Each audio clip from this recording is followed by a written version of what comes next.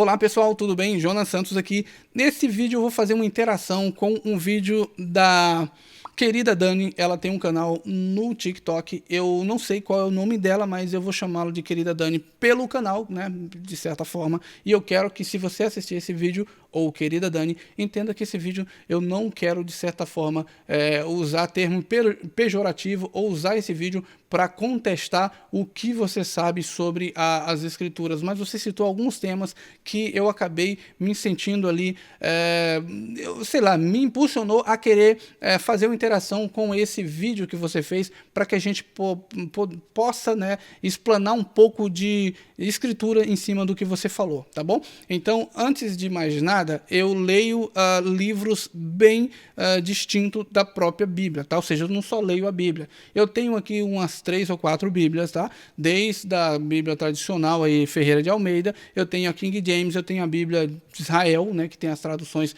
mais, podemos dizer, fidedigna, e também eu tenho a Torá, eu tenho o livro de Enoque.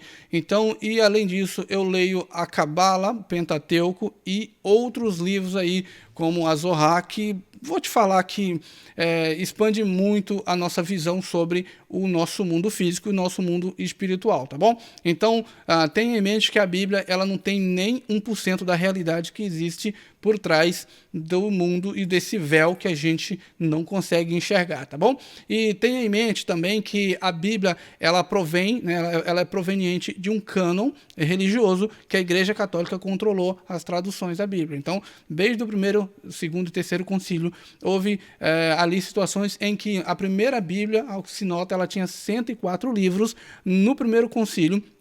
No segundo, ela perde alguns livros e passa a ter 84, e no terceiro concílio, ela perde mais alguns livros e acaba tendo somente 66 livros. Então, eu posso te garantir que a verdade que tem por trás de tudo, esses 66 livros aí, não tem como comportar nenhum por cento, e basta você também observar que a tradução da palavra Bíblia, a Bíblia em si, se você traduzir, significa conjunto de pequenos livros, e em algumas traduções significa até religião.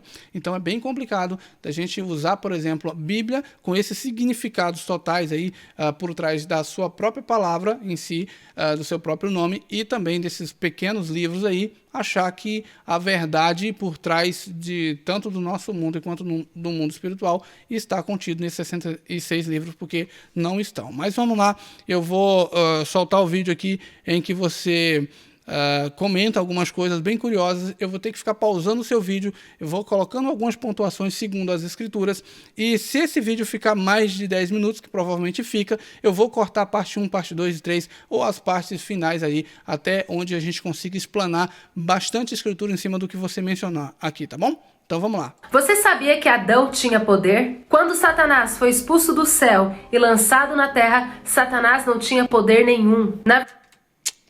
Então, Dani, eu já vou ter que parar aqui, porque para poder fazer uma inserção de escritura em cima disso aqui, porque a parte em que você diz que Adão tinha poder é correto. As escrituras diz que Adão era um rei, foi criado segundo a imagem e semelhança do Deus Altíssimo, e sim, ele tinha poder e uma resplandecência a nível de mínimo, né, de um querubim, mas a gente sabe que até um pouco acima, haja visto que o Deus Altíssimo se manifestava, vinha no jardim todo entardecer, segundo o livro Apocalipse de Adão e Eva, por exemplo, é dito que o Deus Altíssimo descia em forma de querubim aqui, e tinha-se com Adão ali, e Adão apresentava todos os feitos que ele tinha feito ali no decorrer do dia, todo feliz, mostrando para o Criador ali as obras que ele tinha feito aqui, e o Criador se alegrava em ver a emoção que o Adão passava para ele, e a felicidade que ele tinha em viver no jardim. Mas lembre-se que o jardim do Éden, por mais que ele estava nessa terra,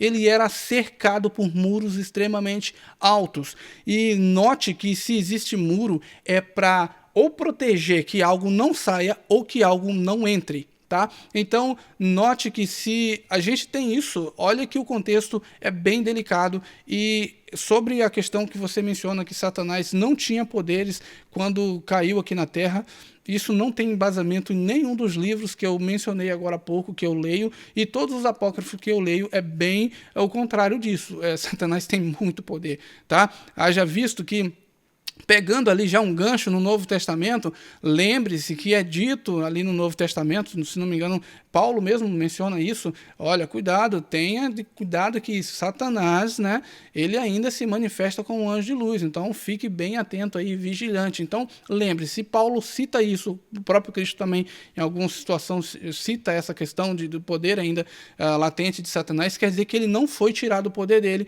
ele só se afastou do próprio Criador, mas mesmo assim o Criador não tirou nada dele. Primeiro que essa ideia de criar, ou seja, de tirar algo de alguém que deu e tirou, isso não é divino, isso não pertence ao Altíssimo e isso é maligno. É só Satanás que faz isso, que ele dá com a mão e tira com a outra. O Deus Altíssimo, ele não faz isso e você pode comprovar em todos os livros que você lê apócrifos aí, falam a mesma coisa, que o Deus Altíssimo, ele não volta atrás do que ele faz ou do que ele fala e ele nem sequer volta atrás no livre-arbítrio. Por exemplo, eu vou explanar bastante coisas em cima do que você está falando e você vai entender o ponto onde que eu quero chegar, tá bom? Na verdade, Satanás, ele roubou o poder de Adão.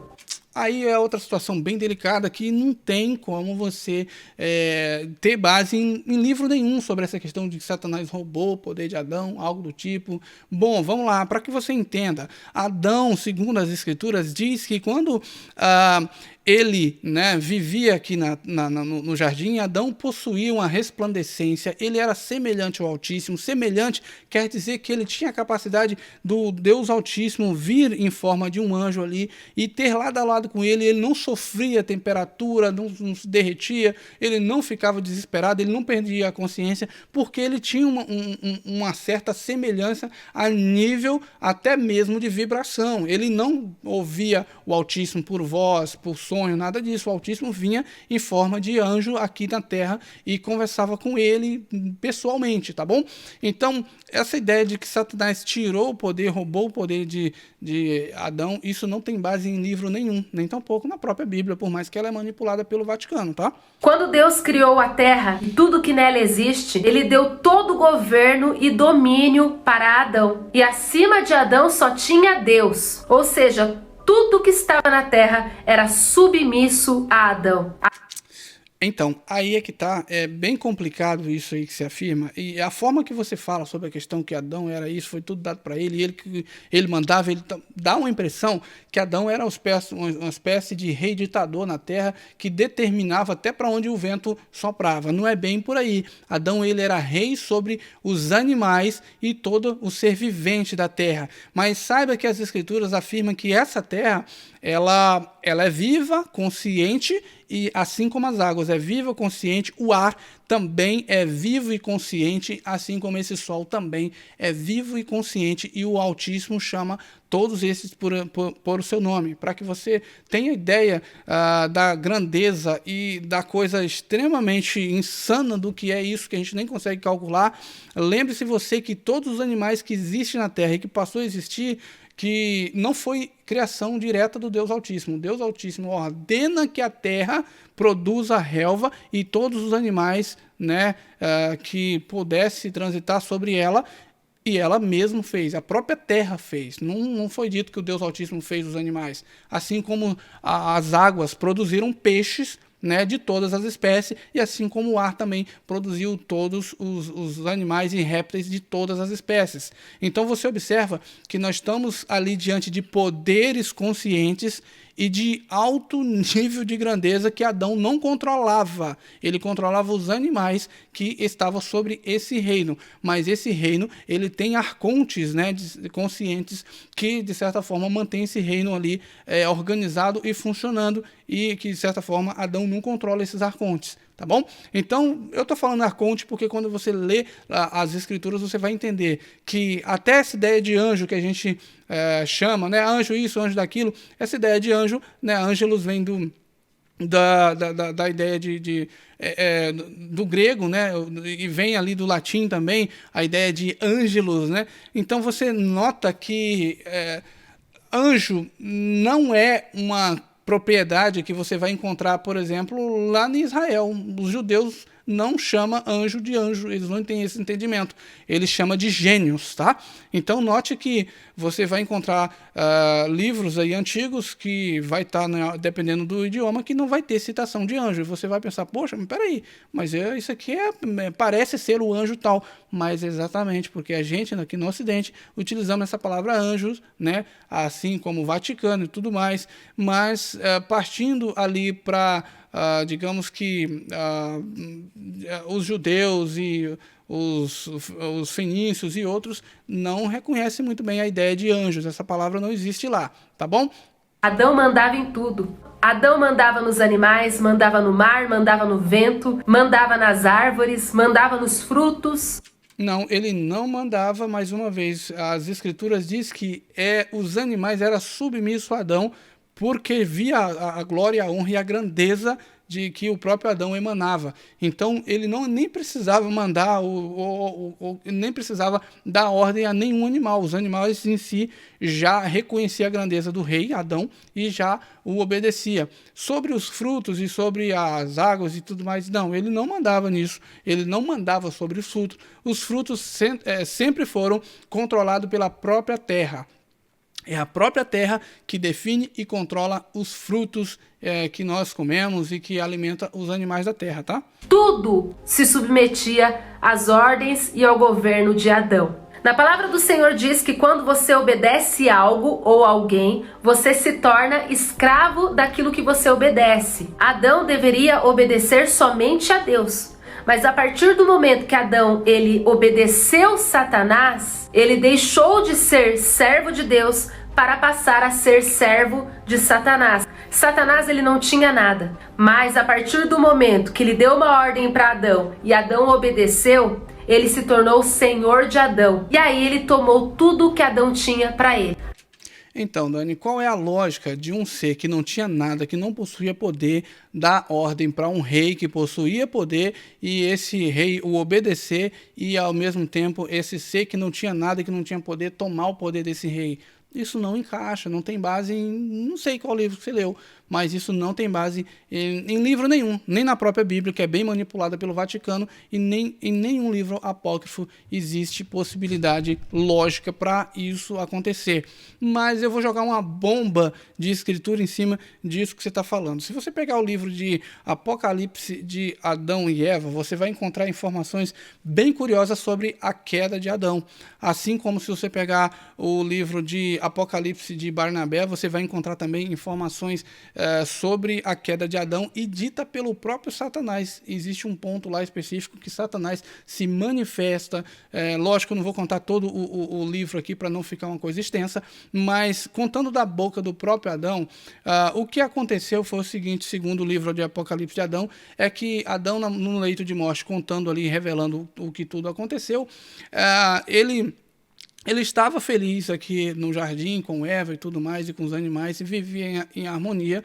Porém, Satanás, ao se distanciar, né, e desviar do seu caminho, né, ele acabou querendo criar um reino e queria dominar sobre esse reino. E é dito também, né, em alguns livros que Satanás chegou a criar uma cidade com o nome basicamente dele. A cidade chamava-se Sotona. Onde essa cidade estava?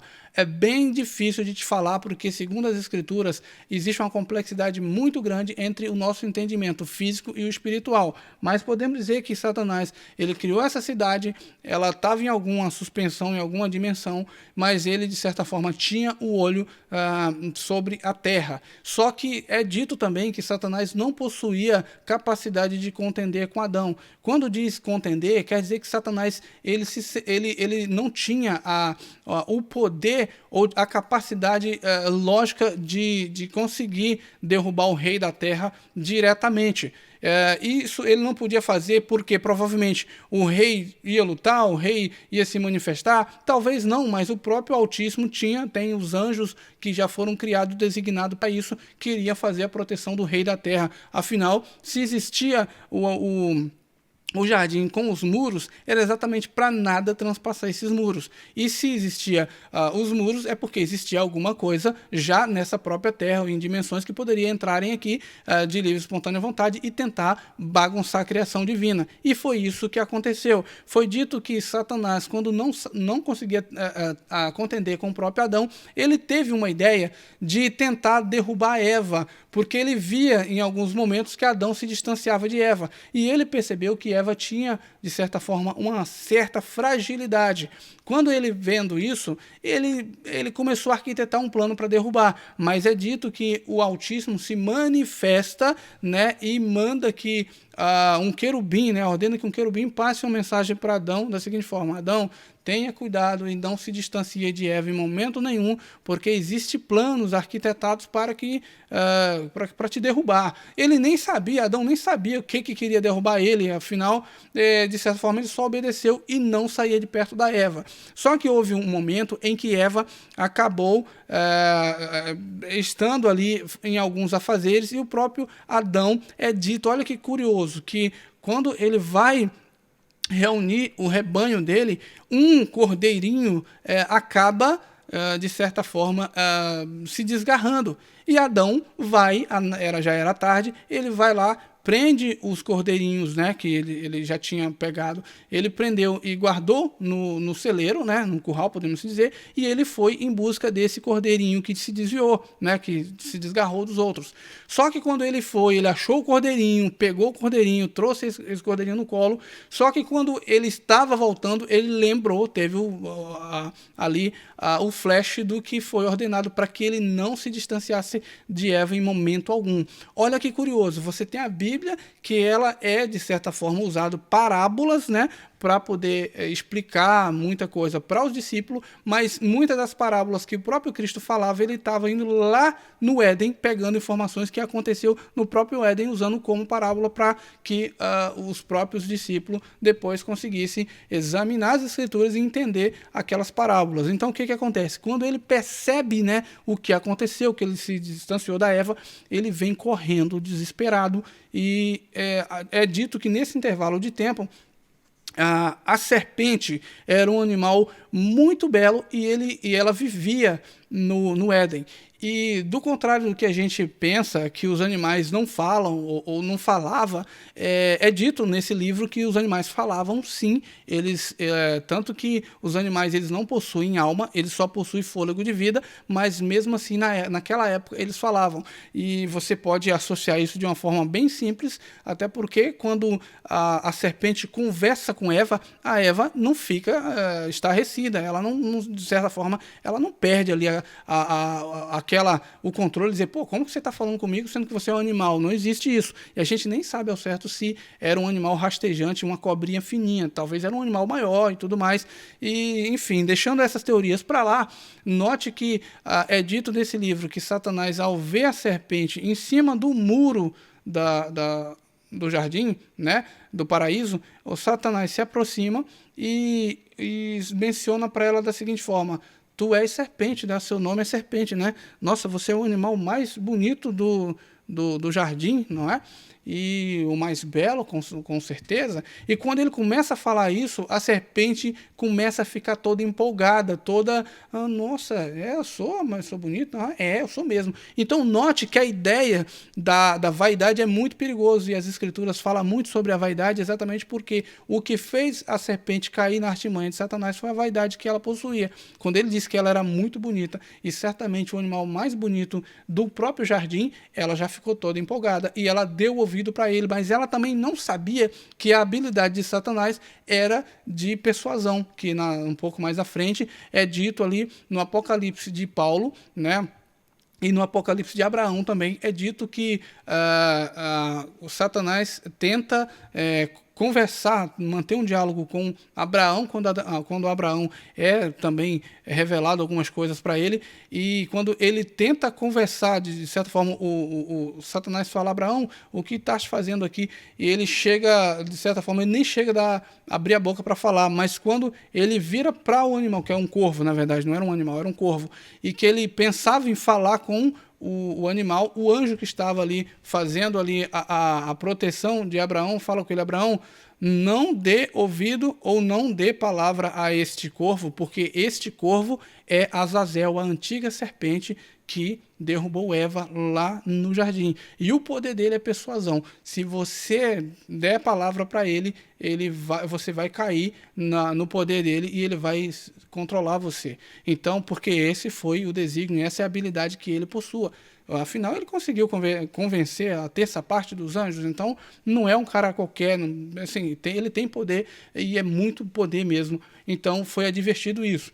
Então, voltando de novo aqui para o jardim, aconteceu que a serpente simplesmente caiu na lábia de Satanás. Satanás conseguiu convencer ela e simplesmente fez com que a serpente induzisse Eva. E quando a serpente chegou a Eva ali, começa a conversar com Eva de uma forma bem diferente, Eva fica impressionada, fala, nossa, você é tão inteligente, como que você é tão inteligente assim? Por que você está tão inteligente? Ela falou, não, porque eu comi da fruta assim, assim, assado. E aí desperta uma curiosidade em Eva, e Eva fica ali de uma certa forma tentada, e ela falou, mas o Senhor tinha dado uma ordem que a gente não comesse desse fruto, porque se o dia que a gente comesse, a gente iria morrer.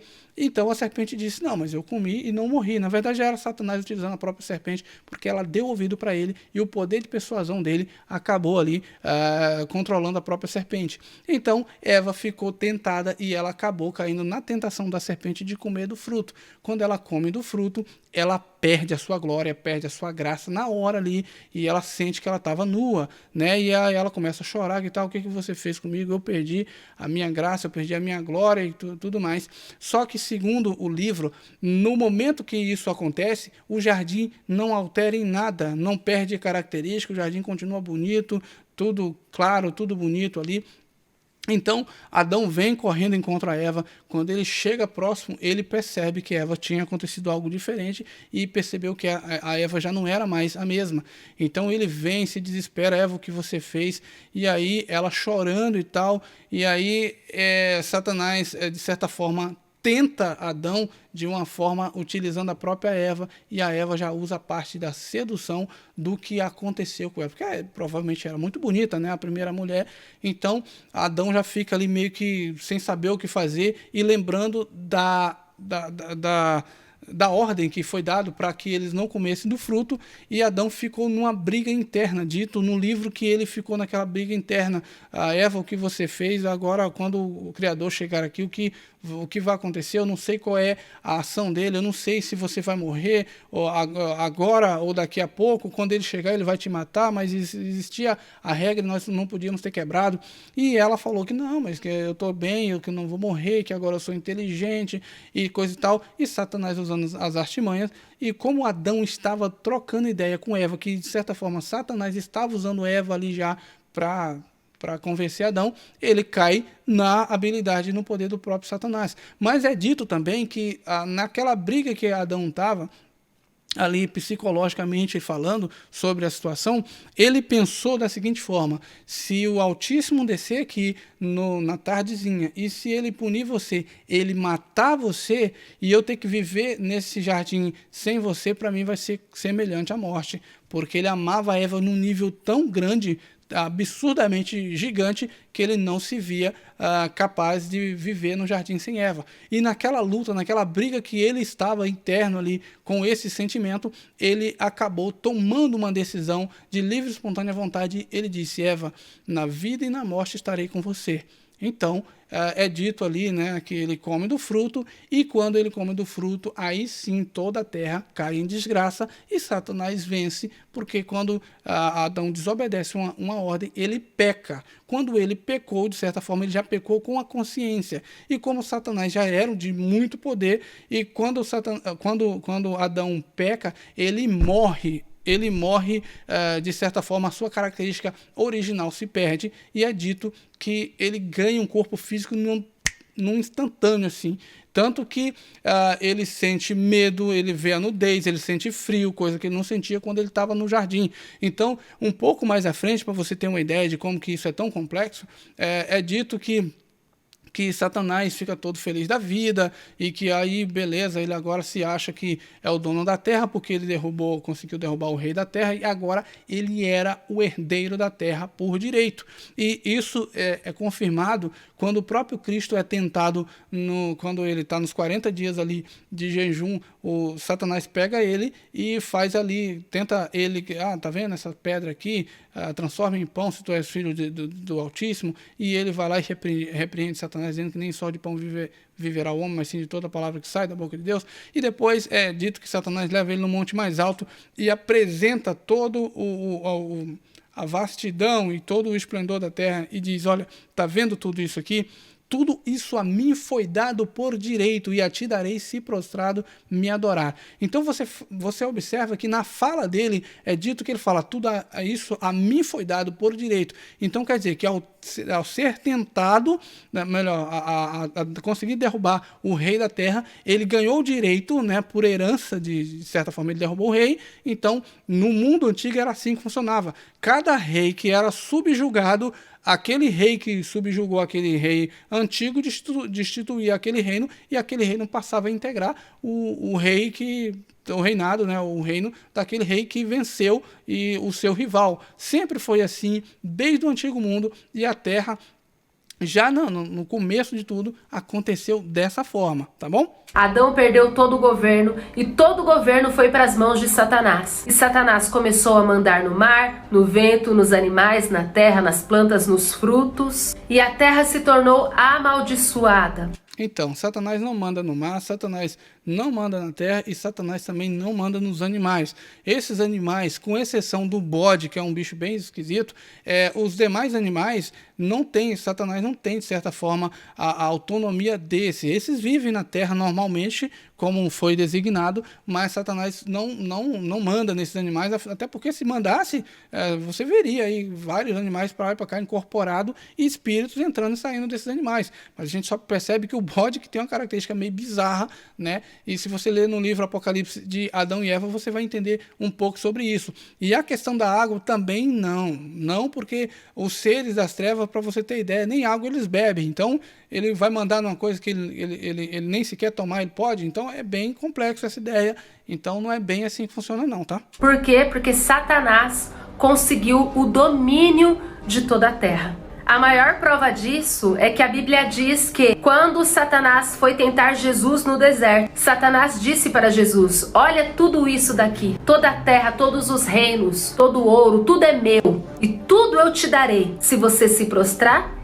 e me adorar. Como que Satanás tinha tudo aquilo? Deus deu para Satanás tudo aquilo? Deus deu tudo para Adão. Mas Satanás, astuto, conseguiu enganar Adão e roubar o governo para ele. Jesus nunca obedeceu Satanás. Jesus nunca foi escravo de Satanás. Satanás nunca foi senhor sobre Jesus. E na Bíblia diz que Jesus é o segundo Adão. O primeiro Adão veio e pecou e caiu, foi enganado por Satanás e perdeu tudo. Já o segundo Adão, que é Jesus, é o segundo homem perfeito que pisou na face da terra, não se deixou enganar por Satanás, não obedeceu a Satanás, e na Bíblia diz que Jesus tomou de volta todo o governo que Adão tinha perdido para Satanás. E hoje, Satanás tem que obedecer Jesus. E trazendo algo...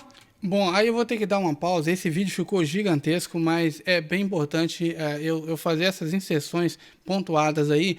Mas você fala de uma forma como se Satanás, como se Jesus, né, se fala dessa forma que foi lá e tomou. Veja bem, note que isso é escritura, não é eu que estou falando, as próprias escrituras você pode analisar na sua própria Bíblia aí. A primeira revelação que houve na Terra foi dada pelo próprio Verbo que revelado depois, posteriormente, era o próprio Cristo. Antes de vir à Terra, ele era o Verbo do Pai. Ele era a voz do Pai que falava em todos os mundos, inclusive falava com o próprio Adão mesmo após o pecado. Então, note que o próprio Verbo, ao sentenciar Eva e sentenciar ali o Adão, a serpente está saindo ali de fininho e fala, para onde tu vai, sendo que eu nem te sentenciei ainda? Aí ela para e ele fala, olha, desta que tu fez cair, sairá um que pisará na tua cabeça, e tu lhe ferirá o calcanhar. Então você nota que o próprio Altíssimo ali no verbo, ele acaba dando a primeira revelação e dizendo que da mulher que a serpente, ou seja, fez cair, iria sair um que iria pisar na cabeça da própria serpente e a serpente iria lhe ferir o calcanhar. Note que isso acaba culminando em Cristo, vindo a serpente, ou seja, o mundo, Satanás, enfim, quando descobre a verdade que Cristo era realmente o Altíssimo aqui na Terra, já arquiteta tudo em matá-lo, e quando leva ele ao madeiro, né, prega, perfura os seus pés, né, lhe fere o seu calcanhar e prega na cruz, e achando que matou ele. Mas na verdade o que estava fazendo ali era libertando o Altíssimo que estava em Cristo, porque o Altíssimo ele estava retido num corpo físico aqui, o verbo estava retido no corpo físico e ele não estava manifestado. Ele só poderia se manifestar quando ele viesse morrer, quando ele saísse da matéria, porque ele não podia infligir a lei primordial que é do próprio, na própria criação, que é do livre-arbítrio. Então o verbo não podia transgredir isso. Então em momento nenhum o Cristo, eu vou dizer o Cristo porque eu estou falando com base nas Escrituras, esse Jesus que você menciona, isso aí, quem inseriu esse nome foi o Vaticano. Se você analisar as Escrituras e além da Bíblia, você não vai encontrar Jesus, tu vai encontrar Cristo ou o Messias, ou lá no hebraico, Machia. Então, não existe Jesus. Essa ideia de Jesus é só aqui no cristianismo e onde a religião católica controla. Mas tá, eu não vou contestar isso por hora e vamos, só para você entender um pouco, o Messias, né, que é o Cristo, ele é a representação, é o próprio Pai, o verbo, melhor dizendo, nascendo aqui na Terra e transitando nesse mundo no corpo físico, tá? Então, ou seja, Cristo, ele não é, de certa forma, Deus. Ele não é o digno de ser adorado, e ele mesmo deixa claro isso. Ele fala que ele está em nome do Pai, tá? E ele fala que quando os discípulos pedem para que ele ensinasse os discípulos a orar, note que o Pai Nosso já deixa bem claro que o Messias não está buscando adoração. Ele fala, olha, Pai Nosso que está nos céus, santificado seja o vosso nome, venha a nós ao teu reino. Então note, seja feita a tua vontade, assim na terra, aqui onde estamos, assim como é nos céus. Então note que o próprio Cristo, ele deixa claro que ele não é a pessoa a ser adorado, e sim o Pai que é digno de toda adoração, tá bom? Muito interessante que eu li na Bíblia esses dias, que vai muito de encontro a isso que eu estou compartilhando com vocês, é que na Bíblia diz que houve um dia que Jesus sentiu fome e ele viu uma figueira, mas a figueira não estava em tempo de dar frutos. Porém Jesus disse, me dê um fruto porque eu estou com fome. E a figueira não obedeceu Jesus. E ali na Bíblia diz que Jesus amaldiçoou aquela figueira.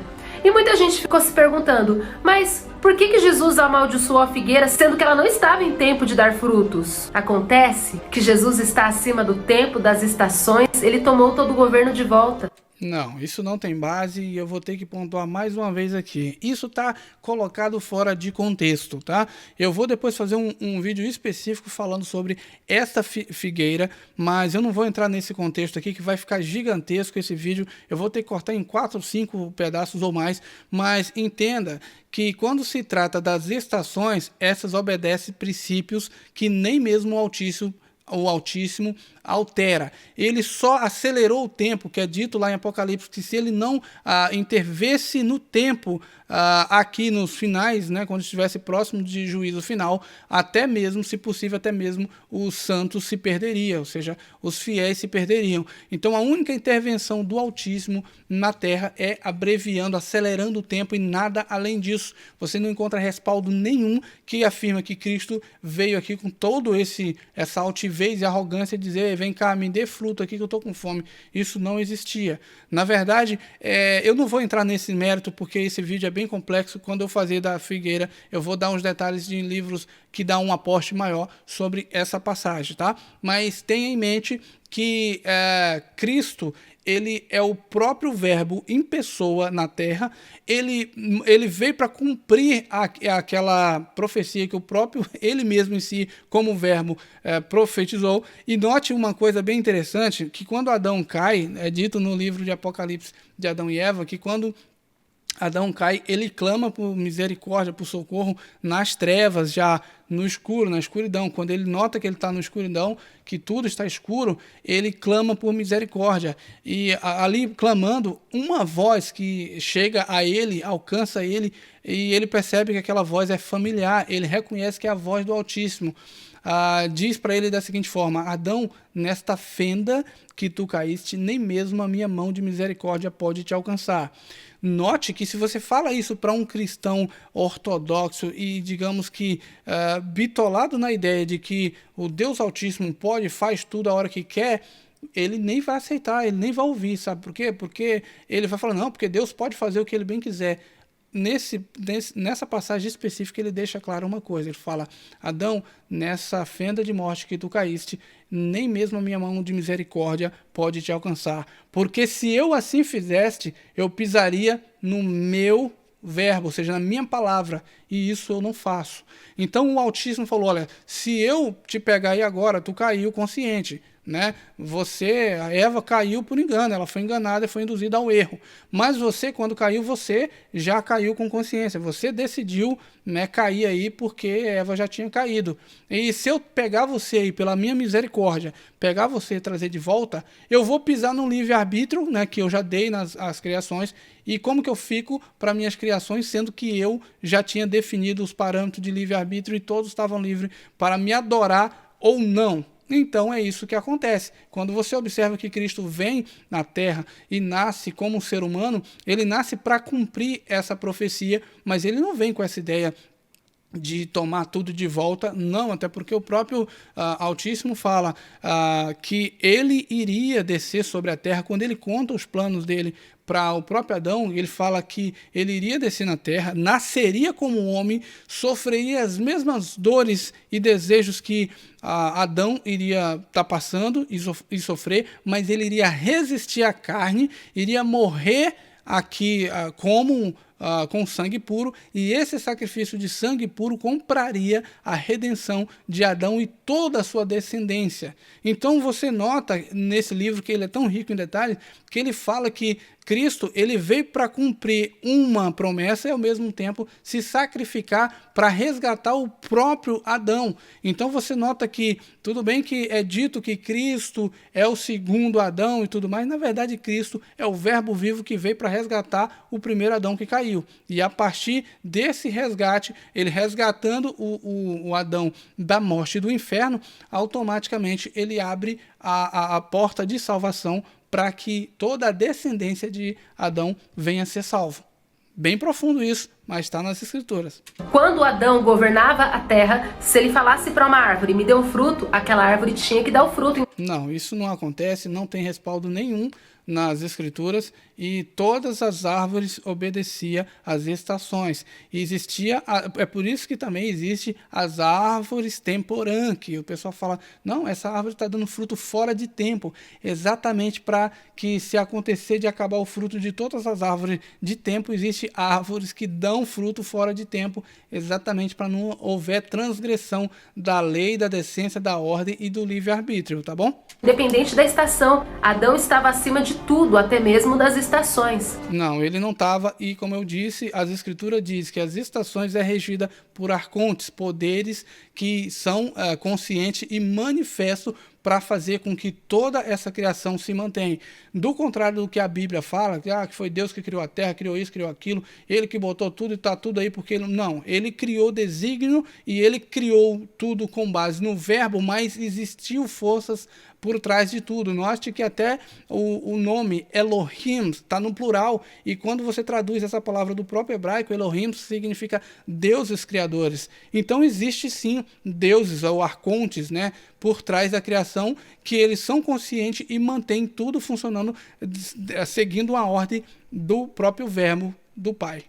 Quando Satanás tomou o governo, tudo que Satanás falava, todos tinham que obedecer. E quando Jesus tomou o governo de Satanás, quando ele disse para aquela árvore, me dê um fruto, a árvore deveria ter dado um fruto para Jesus. Então, mais uma vez, isso, como eu te falo, não tem respaldo, isso é uma teoria, e é uma teoria completamente vaga e pagã também, que contradiz as Escrituras. Primeiro que Cristo, é dito nas Escrituras, na própria Bíblia você pode ler, que Cristo, ele só toma o controle da morte quando ele desce às profundezas do inferno, e ele só passa a ser, basicamente, digamos que o Senhor de Adão novamente, quando ele morre, que ele já está na cruz. Note que ele, quando ele está ali no leito de morte, que é dito que ele fala, Senhor, Deus meu, por que me desamparaste? Naquele leito de morte, quando ele percebe que ele vai morrer, ele abre a boca e diz, Pai, está consumado, ou seja, eu cumpri o meu desígnio. Quando ele fala isso, é dito na própria Bíblia que um trovão gigantesco acontece sobre a terra, que todos os cantos da terra ouvem, e um raio cai sobre o madeiro e racha aquela rocha que onde o madeiro estava, e é dito que a partir daí que acontece da tomada de controle sobre o inferno e sobre a morte, e não antes disso. Então essa ideia de que Cristo estava em algum lugar e que de repente uma árvore não tinha fruta e ele pede e a árvore tinha que obedecer porque ele tomou, não, ele não tomou, ele só cumpre, só quando ele morre, literalmente é que ele cumpre e ele toma o controle, né, do inferno e da morte, tá bom? Porque Jesus é Senhor, governador sobre tudo e sobre todos. E aquela árvore foi desobediente e rebelde. Por isso que ela foi amaldiçoada. Porque Jesus já estava exercendo o poder de Adão. Não estava, e Cristo, assim, talvez esse Jesus, né, do Vaticano poderia estar, mas, assim, na teoria, mas na prática não. Mas o Cristo de verdade, ele não fez isso, ele não exerceu poder de juízo sobre a terra, e tanto que quando houve situações em que pessoas, né, os próprios discípulos queriam julgar, ele falou, olha, não julgues para que não seja julgado com a mesma intensidade, ou a mesma... É sobre aquela ideia do que com o ferro feres com ele, ou melhor, sobre a espada, se você fere com a espada, sobre a espada cairá. Enfim, ele cita a lei do retorno, que existe desde os primórdios da criação. Se você trata uma pessoa bem, geralmente a pessoa que é tratada bem por você, ela retribui isso. Se você trata uma pessoa mal, ela vai geralmente, infelizmente, tratar você da forma que você tratou, ou talvez até pior. Então a lei do retorno já existe há muito tempo e Cristo sempre alertou com respeito a isso, tá bom?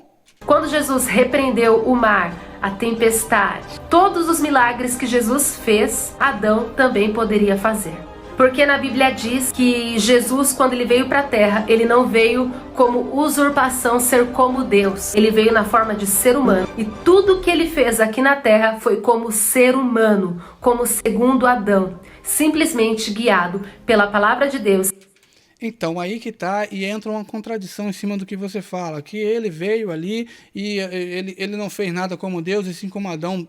Preste bem atenção que as Escrituras, ela é bem clara em dizer. O próprio Cristo, ele fala que a fé, quando alguém menciona, um dos discípulos menciona a fé para Cristo, ele diz que a fé do tamanho de um grão de mostarda tem a capacidade de mover uma montanha de um lado para outro. Quando ele fala isso, ele não fala de forma que a montanha vai criar pé e vai sair de um lado a outro se você tiver fé do tamanho de um grão de mostarda. Ele fala isso quando você lê os livros das Escrituras que foram retirados da própria Bíblia em si, do cânon, e foi deixado só esses livros aí que não te dá nenhuma informação sobre isso, note que os livros das Escrituras diz que a terra, ela é viva e consciente, você não pode amaldiçoá-la, você não pode jogar maldição, lançar maldição sobre a terra, sobre o ar, sobre a água, sobre uma árvore, sobre uma planta.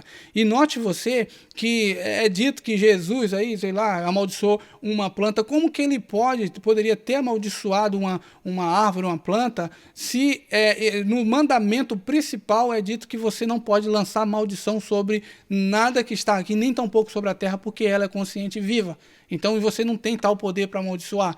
Então, por mais que Cristo, né, tivesse ali no momento de fome e ele pedisse, né, a fruta, a árvore, e a árvore não tivesse no momento a fruta para dar, ela em si iria cair como se fosse uma espécie de desespero em si, porque eu não tenho uma fruta para dar, né, ao próprio verbo que está em majestade em pessoa aqui, porque tanto os animais quanto as árvores, o peixe, as águas sentia a energia emanada pelo próprio Cristo, porque ele não tinha pecado. Então é dito pelas Escrituras que quando você se purifica a um nível tão alto, você passa uma imagem para os arcontes e para todas as forças da terra, uma imagem, uma aura bem diferente, e você passa a ser o que diz nas Escrituras, seja sal da terra, luz do mundo e tudo mais. Então, a ideia de caminhar sobre as águas que Cristo fez, é dito que o ser humano também, se ele tiver fé do tamanho de um grão de mostarda, ele consegue replicar aquilo. O próprio Cristo disse que tudo aquilo que ele fez, se o ser humano tiver fé atuante ali, ele consegue fazer coisas ainda maiores. Então, note que andar sobre as águas não é uma capacidade única e exclusiva de Cristo naquele momento. Ele mesmo disse que a fé dá esses atributos. Então, se você tiver fé atuante, né, você pode ordenar a um rio, a uma água, olha, preciso passar sobre você em pés a seco, e eu preciso, fale de forma educada para um desses elementos, que se você tiver fé suficiente e você tiver exemplo de vida e tiver, por exemplo, numa vibração onde realmente esses elementos da terra possam te ouvir, certamente eles vão te obedecer. É isso que acontece segundo as Escrituras. E pelo Espírito Santo. Então, tudo que Jesus fez aqui na terra como ser humano, Adão também poderia fazer quando ele ainda tinha o governo sobre toda a terra. E aí, você sabia que Adão tinha o mesmo poder de Jesus? Só que Adão falhou. Jesus não. E Jesus disse que hoje quem o segue poderá fazer obras maiores que ele fez. Da mesma maneira que Jesus fez grandes milagres, eu e você, através do nome dele, poderemos fazer também. Amém? Bom, eu vou só dar uma pincelada e vou dar uma resumida aqui, mas esse vídeo ficou extremamente grande, eu vou cortar em umas 6 partes, mas eu espero que você tenha entendido que tudo que eu falei aqui tem base nas Escrituras, nos livros. Eu posso recomendar que você leia o apócrifo aí, chamado Apocalipse de Adão e Eva, leia também o livro de Enoque e também o livro A Sabedoria de Enoque, e leia também o livro chamado Apocalipse de Barnabé, e também pode ler o livro chamado Apocalipse de Abraão e o livro Apocalipse de Paulo. Tudo que eu falei para você, eu usei como base esses livros. Eu não estou usando nada de guia aqui, por isso que o vídeo também ficou bem grande, mas eu espero que você tenha entendido que eu usei o seu vídeo para complementar esse debate, tá bom? E sobre essa questão de Jesus, eu não vou nem citar isso, não vou entrar nesse mérito, porque se você começar a estudar as Escrituras, você vai entender o que eu quero dizer, que Jesus, esse nome em si, ele não tem respaldo nas Escrituras, e é também por isso que os judeus nem o reconhecem, porque esse nome foi adicionado pela Igreja Católica, pelo Vaticano. O que existe mesmo é o Cristo, que o próprio Pôncio Pilatos ali, quando ele chega para indagar Cristo, ele fala: tu és o Cristo que os judeus te seguem e tudo mais, ou seja, é o ungido, né, do Altíssimo que os judeus o seguem. Então, você nota que o Pôncio Pilatos, ele não chegava a ser o Jesus, isso não existia, esse nome não existia lá no passado. Então, você nota que o Vaticano criou o Jesus para ser um salvador e criou o Lúcifer para ser o rival do Jesus. Então é bem complicado, eu vou fazer um vídeo específico depois sobre isso aí, mas eu espero que você tenha entendido que o meu objetivo aqui foi trazer um pouco mais de riqueza a tudo isso que você falou. Espero que você não se ofenda com esses vídeos, tá bom? Eu vou ficar por aqui, fique na paz do Altíssimo e até o próximo vídeo. Tchau, tchau!